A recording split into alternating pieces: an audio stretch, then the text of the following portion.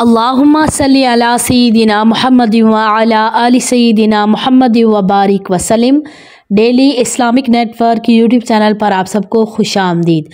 रजब का बाबरकत महीना, रजब का चांद नज़र आ गया है 2025। तो रजब के महीने में 3 काम आपने लाजमी करने हैं जो आपको बहुत ज़्यादा फ़ायदा देंगे। पूरा साल आप खुशहाल रहेंगे और बहुत ज़्यादा बरकतें अल्लाह तबारक व तआला की तरफ से आपके पास आएंगी। हदीस पाक सुन लीजिए कि जो माह रजब में किसी मुसलमान की परेशानी को दूर करे तो अल्लाह तबारक व तआला उसको जन्नत में एक ऐसा महल अता फरमाएगा जो हद्दे नज़र तक वसी होगा। तुम रजब का इकराम करो, अल्लाह तबारक व तआला तुम्हारा 1000 करामतों के साथ इकराम फरमाएगा। सुबहान अल्लाह, बहुत ज़्यादा रजब की फजीलतें हैं।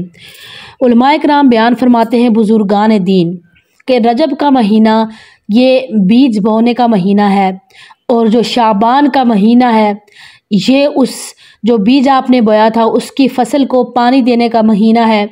और नंबर 3 आगे रमज़ानुल मुबारक जो आता है महीना, वो फसल काटने का महीना है। सुबहान अल्लाह, यानी हमारी जो एक रमज़ानुल मुबारक की तैयारी है वो रजब से ही स्टार्ट हो जाती है। रजब से ही हम लोग सोचना शुरू हो जाते हैं कि रजब के बाद शाबान है, शाबान के बाद रमज़ानुल मुबारक है। सहाबा कराम बयान फरमाते हैं कि नबी करीम सल्लल्लाहु अलैहि वसल्लम अपनी हयात मुबारका में उंगलियों पर गिनते थे कि आज अभी ये इस्लामिक महीना चल रहा है, इसके बाद वो वाला होगा, फिर उसके बाद रमज़ान आएगा, फिर उसके बाद ये वाला महीना होगा, और बड़ी शिद्दत के साथ रमज़ानुल मुबारक का इंतज़ार करते।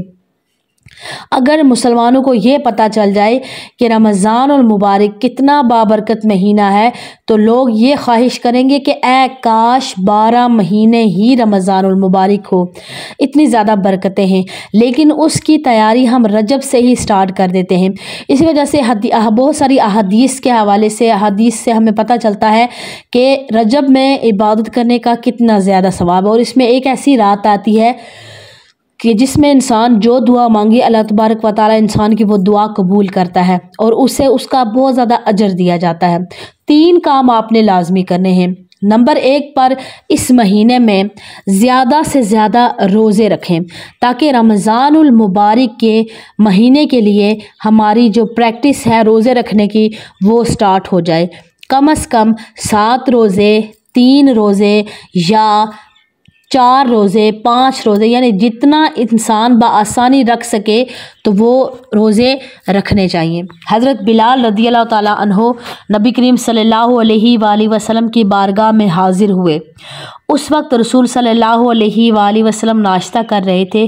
फरमाया कि ए बिलाल नाश्ता करो, और अर्ज़ की या रसूलल्लाह सल्लल्लाहु अलैहि वसल्लम मैं रोज़ादार हूँ। तो रसूलल्लाह सल्लल्लाहु अलैहि वसल्लम ने फरमाया हम अपनी रोज़ी खा रहे हैं और बिलाल का रिज़्क जन्नत में बढ़ रहा है। ए बिलाल, क्या तुम्हें खबर है कि जब तक रोज़ादार के सामने कुछ खाया जाए तब तक उसकी हड्डियां तस्बीह करती हैं और उससे फरिश्ते दुआएं देते हैं। सुभान अल्लाह, रोज़ादारों की इतनी ज़्यादा फजीलत है। तो जब रजब का महीना हो और आप रोज़े से हों, कितना ज़्यादा इंसान को सवाब मिलता है। तो रजब के महीने में ज़रूर रोज़े रखे जाएं। कोशिश की जाए कि जितने ज़्यादा रख सकें। तो आपने पहला काम क्या करना है कि अभी से रोज़े रखना स्टार्ट कर दें ताकि रमज़ानुल मुबारक में हमारा इसका एक तैयारी जो रोज़े की इबादत की है वो हमारी तैयारी हो सके। नबी करीम सल्लल्लाहु अलैहि वसल्लम ने इरशाद फरमाया कि रजब शरीफ के इब्तिदाई 3 रोज़ों के फ़ज़ाइल की भी क्या बात है। हज़रत सैयदना अब्दुल्लाह बिन अब्बास रज़ियल्लाहु ताला अन्हुमा उन रिवायत है कि नबी करीम सल्लल्लाहु अलैहि वसल्लम ने इरशाद फरमाया कि रजब के पहले दिन का रोज़ा 3 साल के गुनाहों का कफ़ारा है। सुबहान अल्लाह। रजब के दूसरे दिन का रोज़ा 2 साल के गुनाहों का कफ़ारा है। तीसरे दिन का रोज़ा 1 साल के गुनाहों का कफ़ारा है। उसके बाद फिर हर दिन का रोज़ा 1 माह का कफ़ारा है। सुबहान अल्लाह, सुबहान अल्लाह। पहले 3 रोज़े, 3, 2, 1 साल, फिर उसके बाद हर रोज़ा 1 माह का कफ़ारा है। सुबहान अल्लाह, कितनी ज़्यादा फजीलत है रजब के रोज़ों की। तो रजब में कोशिश की जाए कि रोज़े रखे जाए। ऐसा ना हो कि पूरा महीना रोज़ा रखना शुरू हो जाए रजब में भी और शाबान में भी, बल्कि छोड़ छोड़ कर रखें। लाइक हफ़्ते में 1 रोज़ा रख लिया या हफ़्ते में 2 रोज़े रख लिए, इस तरह तो टोटल 4-5 रोज़े रख लें, ताकि हमारी थोड़ी थोड़ी प्रैक्टिस जो है वो चलती रहे। और इसी तरह शाबान में भी 4-5 रोज़े रख लिए। मुसलसल अगर रोज़े रखेंगे तो फिर ऐसा होगा कि इंसान को कमज़ोरी हो सकती है। ऐसा ना हो कि जो फ़र्ज़ रोज़े हैं, जो रमज़ान और मुबारक के रोज़े हैं, वो रखने में फिर इंसान तब तक बीमार ना हो जाए। अगर कोई सेहतमंद इंसान है, उसे लगता है कि मैं रोज़े रख सकती हूँ या रख सकता हूँ, तो फिर वो ज़्यादा रोज़े रखें। 10 भी रख सकते हैं, 15 भी रख सकते हैं, लेकिन बेहतर है कि इन 2 महीने में लगातार रोज़े रखने की बजाय छोड़ छोड़ कर रोज़े रखें, तो फिर बेहतर है। इसी तरह हामिला ख़वातीन क्या करें? हामिला ख़वातीन अगर रख सकती हैं बासानी रोज़े तो ठीक है, लेकिन अगर नहीं रख सकती तो कोई मसला नहीं है। लेकिन ये कोई फ़र्ज़ या वाजिब नहीं है। जो इंसान रख सकता है रोज़ा, अगर नफली रोज़ा है ये आपको बहुत ज़्यादा सवाब मिलेगा इसका। लेकिन नफली रोज़ा आप रख रहे हैं, अगर आपका रोज़ा किसी वजह से टूट गया, जैसे अगर किसी औरत ने रखा हुआ था, हैज़ की हालत में टूट गया रोज़ा, या क्या आने की वजह से रोज़ा टूट गया, या किसी बीमारी की वजह से रोज़ा टूट गया, सफ़र में थे, कोई मसला हो गया ऐसा कि रोज़ा टूट गया, तो फिर आप पर वो रोज़ा फ़र्ज़ हो जाता है। नफली रोज़ा अगर आपका टूट गया तो फिर वो रोज़ा रखना आप पर फ़र्ज़ हो जाता है। तो इसी तरह ये रोज़े रखने की जो इबादत है, ये हमारी इसी महीने से शुरू हो जाती है। नंबर 2 पर आपने क्या काम करना है? रमज़ानुल मुबारक में जो रोज़े हैं, रोज़े फ़र्ज़ रोज़े, उसके बाद एक इबादत जो सुन्नत नमाज हम पढ़ते हैं, तरावी नमाज। तरावी नमाज जो 20 रकात रमज़ानुल मुबारक में हम अदा करते हैं, जिनका इंतहाई ज़्यादा सवाब है, बहुत ज़्यादा जिनका सवाब है। नबी पाक सल्लल्लाहु अलैहि वसल्लम ने उस नमाज को अदा फरमाया और कभी छोड़ा भी। लगातार नबी करीम सल्लल्लाहु अलैहि वसल्लम ने उस नमाज को अदा नहीं किया। अगर लगातार अदा करते तो हमारे ऊपर वो नमाज फ़र्ज़ हो जाती। तो इस वजह से हमें क्या करना चाहिए कि पूरा महीना उस नमाज को अदा करना चाहिए, ताकि अल्लाह ताला की तरफ से हमें अजर व सवाब मिल सके। बहुत ज़्यादा अजर व सवाब है। तो तरावी की नमाज चूँकि 20 रकत है, तो इस महीने में रजब से ही नफली इबादत यानी कि नफल पढ़ना शुरू कर दें, ताकि तरावी नमाज के लिए डायरेक्ट जब हमारे ऊपर पहले रमज़ान से चाँद नज़र आने के बाद डायरेक्ट जब हमारे ऊपर तरावी सुन्नत जो है वो वाजिब हो जाए, तो हम क्या करें कि पहले से ही हमारी प्रैक्टिस हो, ताकि हमें उस टाइम हम बिल्कुल हशाश बशाश हों और हमें थकावट भी ना हो। इसी तरह एक्स्ट्रा नफल पढ़ना शुरू कर दें। मगरिब के साथ पढ़ लिए 6 नफल, या सलातु तस्बीह की नमाज़ पढ़ ली, या कोई भी ऐसी इबादत है नफली इबादत फ़र्ज़ों के अलावा जो नफली इबादत की जाती है वो आप कर लें। और इसी तरह इसी महीने से ही अपनी आदत डाल लें सदका और खैरात करने की। अब रमज़ानुल मुबारक में जब इंसान सदका करता है तो बहुत ज़्यादा उसको अजर सवाब मिलता है, लेकिन इसी महीने से ही सदका करने की, थोड़ा थोड़ा सदका करने की अपने अंदर आदत डाल लें, ताकि रमज़ानुल मुबारक में हमारी एक रूटीन बनी होगी, तो उस टाइम फिर हमारे लिए बड़ी आसानी होगी और हम अल्लाह तबारक व तआला के साथ एक हमारा कनेक्शन बन जाएगा और हमारी एक रूटीन बन जाएगी। और इसी तरह कोशिश कर लें कि नमाज फ़जर से पहले उठकर तहज्जुद की नमाज़ पढ़ना शुरू कर दे। अभी से ही, आज से ही तहज्जुद की नमाज़ पढ़ना शुरू कर दे, क्योंकि उस टाइम सहरी में उठना होगा, तो पहले ही आदत बनी होगी, तो फिर उस टाइम भी आपको किसी अलार्म की या आपको ऐसे टेंशन लेने की ज़रूरत नहीं पड़ेगी, क्योंकि आपकी आदत बनी होगी। बस उससे कुछ देर पहले उठकर आपको नाश्ता सहरी करना पड़ेगा और उसके बाद फिर आप जो है वो तहज्जुद भी पढ़ें, नमाज भी पढ़ें, उसके बाद फिर आप बेशक सो जाएं। यानी ईजी होगा बिल्कुल फिर इंसान के लिए।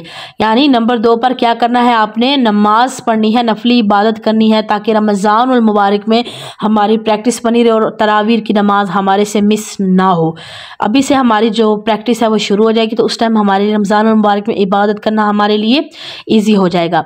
नंबर 3 पर आपने क्या करना है कि कुरान पाक की तिलावत। रमज़ान और मुबारक में लोग फिर तिलावत कुरान पाक पढ़ते करते हैं, कभी सुस्ती आ जाती है, कभी क्या मसला, तो अभी से पढ़ना स्टार्ट कर दें। अभी से पढ़ेंगे तो इंशाअल्लाह ताला उस टाइम फिर एक इंसान की आदत बन जाती है। तो जब एक दफ़ा आदत बन जाए तो इंसान की आदत छूटती नहीं। तो रमज़ान और मुबारक में एक नेकी करें तो उसका 10 गुना ज़्यादा इंसान को सवाब मिलता है। तो जब आप अभी से आप नेकी करना स्टार्ट करेंगे तो उस वक्त इंसान को फिर दुगना सवाब दिया जाता है। तो अभी से कुरान पाक की तिलावत का मामूल बना लें, थोड़ी थोड़ी तिलावत हर नमाज के बाद करें।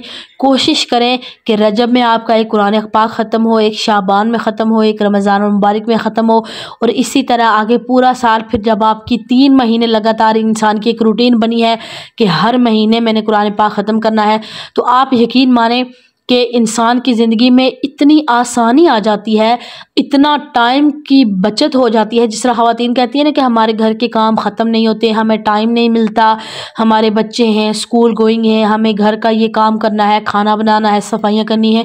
आप यकीन माने अल्लाह की तरफ से आपके कामों में इतनी बरकत होगी, अल्लाह की तरफ से इतनी मदद होगी कि आपके वही काम जो आपके 12-12 बजे तक ख़त्म नहीं होते थे, इतनी आसानी से आपके बिल्कुल टाइम पे ख़त्म हो जाएंगे।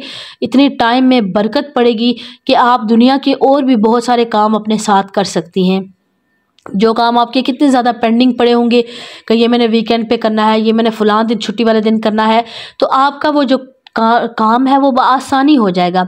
सिर्फ आपने क्या करना है कि अपनी रूटीन में आप ना ज़्यादा से ज़्यादा अज़कार को शामिल करें, नवाफिल की आदत बनाएं, कुरान पाक की आप तिलावत करें, तो अल्लाह ताला की उस इंसान के साथ फिर मदद होती है। तो नंबर 3 पर आपने क्या काम करना है कि अभी से ही तिलावत कुरान पाक स्टार्ट कर दें।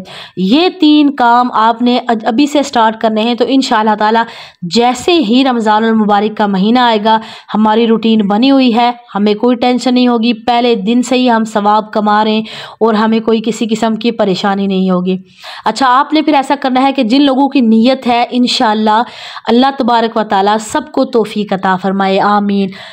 जिन लोगों की ये नीयत है कि वो एतिकाफ़ बैठें, एतिकाफ़ बैठने की जिन लोगों की नीयत है, तो वो क्या करें कि रात का थोड़ा सा हिस्सा ज़्यादा एक्स्ट्रा, क्योंकि आजकल माशाल्लाह लंबी रातें हैं, 7 साढ़े 7 इशा की नमाज़ हो जाती है, तो इशा की नमाज़ के बाद आप नफली 2 3 4 घंटे का एतिकाफ़ करें।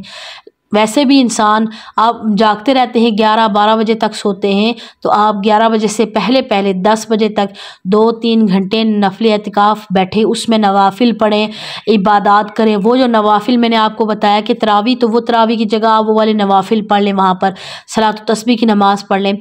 तो आप कोशिश करें कि इन्हीं महीनों के आखिरी दिनों में, अच्छा ये कोई फ़र्ज़ या वाजिब नहीं है, लोग ये समझेंगे कि ये कहाँ पर लिखा हुआ है, कौन सी किताब में लिखा है, इसका रेफरेंस दे दे, उसका रेफरेंस दे दे। ये मैं खुद से आपको बता रही हूँ, ये चीज़ें मैं खुद से बता रही हूँ, क्योंकि ये अल्लाह ताला ने हमें मना तो नहीं किया ना कि आप इबादत ना करें। ये सिर्फ एक इंसान की प्रैक्टिस हो रही है कि इंसान अपनी प्रैक्टिस कर रहा है। आप कहीं पर नहीं लिखा हुआ कि आप रजब के रोज़े रखें, लेकिन जब आप सवाब, आपको पता चलेगा कितना ज़्यादा सवाब, इंसान को शौक़ पैदा होता है।